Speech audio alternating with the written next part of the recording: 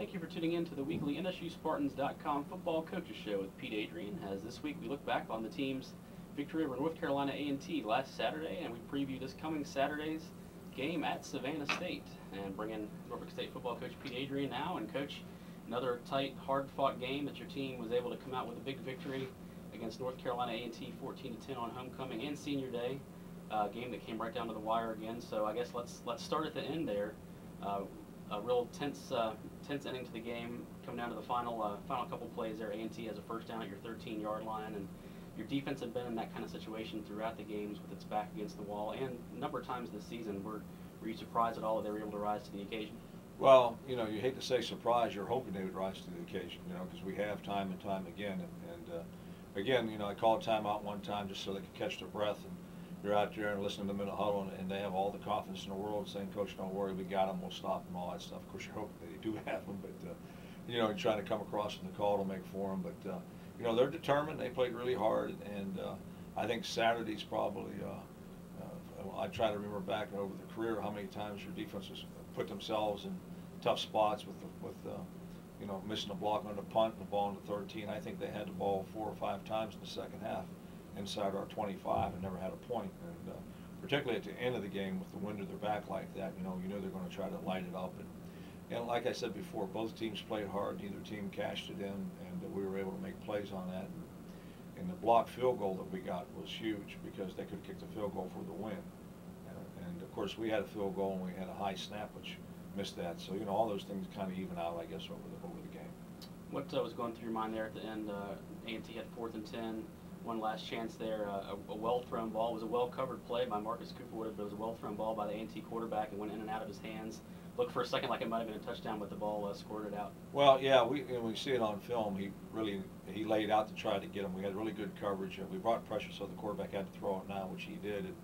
And it would have been an unbelievable catch because he laid out and they got a hand on it, hit the ground right away. You know, it looked, from our angle, it looked a lot worse than what it was in the game. But it was close, but it took the perfect pass to get it in there, and they really just couldn't do it, which is one reason why you try to bring some pressure. You mentioned pressure, and your defense brought it all day long.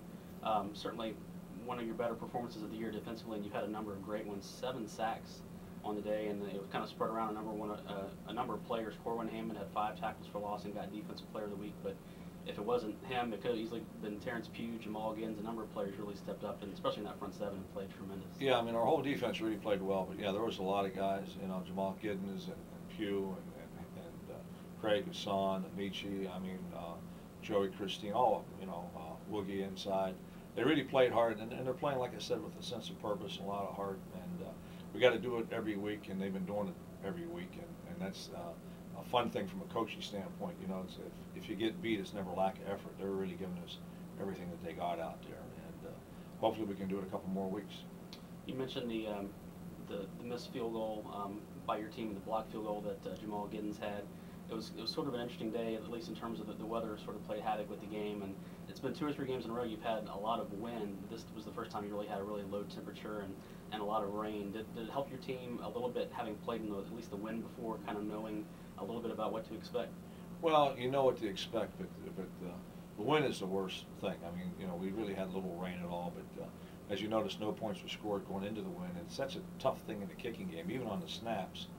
You know, even your snappers think I got to snap it harder because I'm snapping into it and things like that. And of course, that doesn't always work.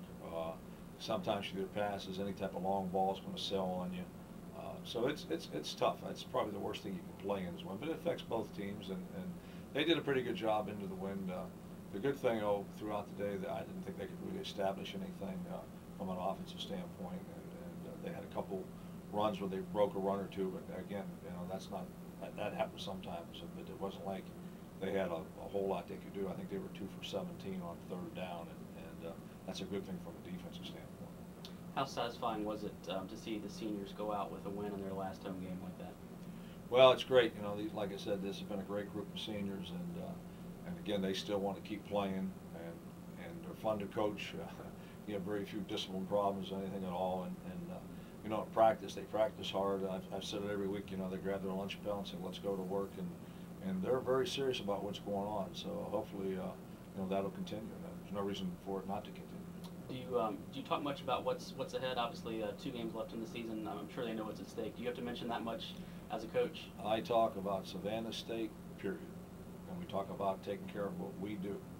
You know, we got to go out and play our game on both sides of the football and the special teams and react to what Savannah State does. We don't go any farther than that. Speaking of Savannah State, that's your next ball game this Saturday down in Savannah. Your second straight year traveling to face them. This will be the first time though you'll face them as since they've joined the conference.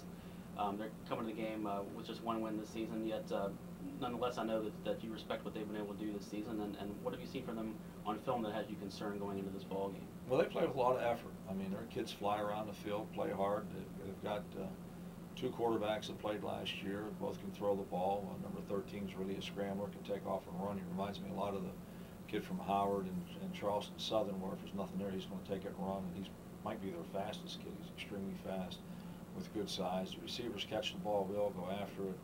A couple running backs are breakaway guys. Defensively, they're aggressive, run to the football. And Coach Davenport's done a nice job getting them to play.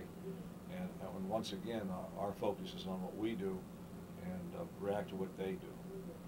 All right, Coach, we wish you good luck this Saturday down there in Savannah State as the Spartans are 7-2, overall 5-1 in the MEAC. Before we do let you go, though, do want to give fans a quick update on redshirt freshman cornerback Deontay Sullivan. Obviously left the game last Saturday, a bit of a scary scene with an apparent neck injury.